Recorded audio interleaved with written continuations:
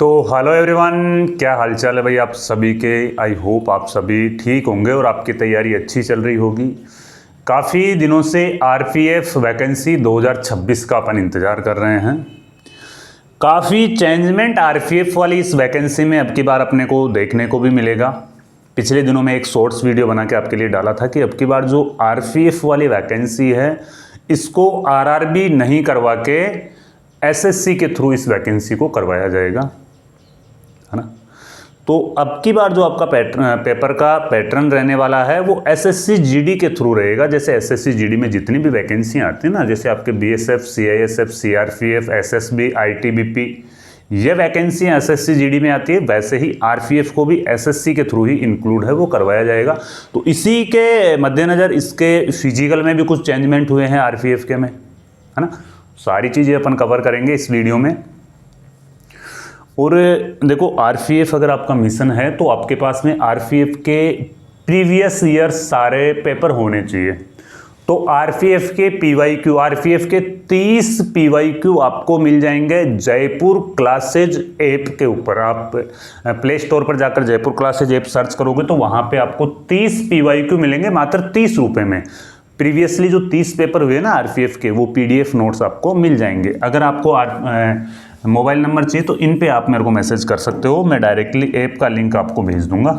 आप वहाँ से हैं जो आरपीएफ के जो पीवाईक्यू है वो आप वहाँ से ले सकते हो। मेरे मोबाइल नंबर है 9680662076। भाई एक बार ज़रूर भी देख लेना आरपीएफ के अब तक के जितने भी पीवाईक्यू पेपर सेट है ना, वो देख लेना। उससे आपको आइडिया लग जाएगा कि भाई आप आरपीएफ में आपका लेवल क्या है। वैकेंसी होगी 5500 प्लस पदों पर ये वैकेंसी होगी। वैकेंसी बढ़ने की भी आसार है, पूरे आसार है वैकेंसी बढ़ने के भी। एसएससी के थ्रू वैकेंसी आएगी तो आपको ध्यान है वैकेंसियाँ बढ़ती ही है। फॉर्म कब से भरे जाएंगे? अब देखो, फॉर्म भरने की संभावना कब तक है कि भाई जहाँ तक अपन गवर्नमेंट की ऑफिशियल वेबसाइट देखते हैं वहाँ तक जून तक का इसमें टाइम दे रखा है कि भाई जून तक इसके फॉर्म है वो भरे जाएंगे। हो सकता है एक आध महीना आगे पीछे हो सकता है, लेकिन ये टाइम पीरियड है वो जून जुलाई तक इसके फॉर्म है भरे जाएंगे, इससे ज़्यादा डिले नहीं होगा। आरपीएफ न्यू वैकेंसी एसएससी के थ्रू होगी, है ना। तो आरपीएफ की अब की बार जो आरआरबी बोर्ड है वो नहीं करवाएगा, एसएससी है इसकी वैकेंसी एसएससी जीडी के थ्रू ही करवाएगा। कौन कौन इसमें फॉर्म भर सकते हैं? तो देखो, आरपीएफ कांस्टेबल के लिए फॉर्म अप्लाई करने के लिए आपके पास में मिनिमम योग्यता केवल 10वीं पास होनी चाहिए। साथ में ही आपकी मिनिमम उम्र है वो 18 वर्ष होनी चाहिए। एज के क्राइटेरिया पे भी अपन अभी बात कर लेंगे, एज का क्राइटेरिया क्या रहेगा, है ना। एज का क्राइटेरिया तो वैसे तो फाइनल नोटिफिकेशन आएगा तब अपने को फिक्स मालूम चल पाएगा, लेकिन वैसे 18 से 25 नॉर्मल रहेगा। जनरल के लिए 18 से 23 या 18 से 25 रहेगा। तो फिर उसके बाद में 3 साल के लिए ओबीसी को छूट दी जाती है, 5 साल के लिए एससी और एसटी को छूट दी जाती है, और फीमेल कैंडिडेट्स होते हैं उनको भी 5 साल की छूट इसमें दी जाती है ना। तो ये एज का क्राइटेरिया रहेगा, है ना। और एसएससी जीडी के साथ ही ये वैकेंसी है आने वाली है। योग्यता देख लो, भी 10वीं पास है एसएससी जीडी के साथ में। 18 से 23, अगर 18 से 23 रहती है तो प्लस 3 साल की छूट तो ओबीसी को दी जाती है ना, और प्लस 5 साल की छूट है वो एससी एसटी को दी जाती है। फीमेल कैंडिडेट्स को भी यहाँ पे 5 साल की छूट दी जाती है। मेरे को ये संभावना लग रही है कि यहाँ पे 23 नहीं होके यहाँ पे 25 हो सकती है।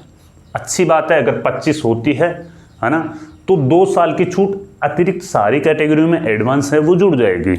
तो वो फाइनल नोटिफिकेशन आएगा तभी ये चीज़ अपनी क्लियर हो पाएगी। भाई बड़ी लग्जरी जॉब है आरपीएफ वाली कि रस्मों की दीवारें तोड़ी जा सकती है। देखो, आरपीएफ के लिए 2 लाइनें मैं आपको कहना चाहता हूँ कि रस्मों की दीवारें तोड़ी जा सकती है, तेरी खातिर ये दुनिया छोड़ी जा सकती है।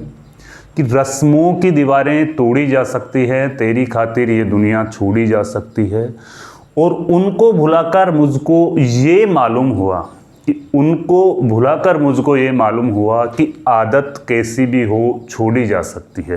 भाई कैसी भी आपकी आदत हो, कैसी भी गंदी आदत हो या किसी की भी आपको लत हो, अगर आप आपके लक्ष्य के प्रति डेडिकेटेड हो तो आपको उसको भुलाना ही होगा। क्योंकि आपका पहला ड्रीम है आपकी वर्दी, वर्दी आपका इंतजार कर रही है। आपका पहला ड्रीम आपकी वर्दी होनी चाहिए।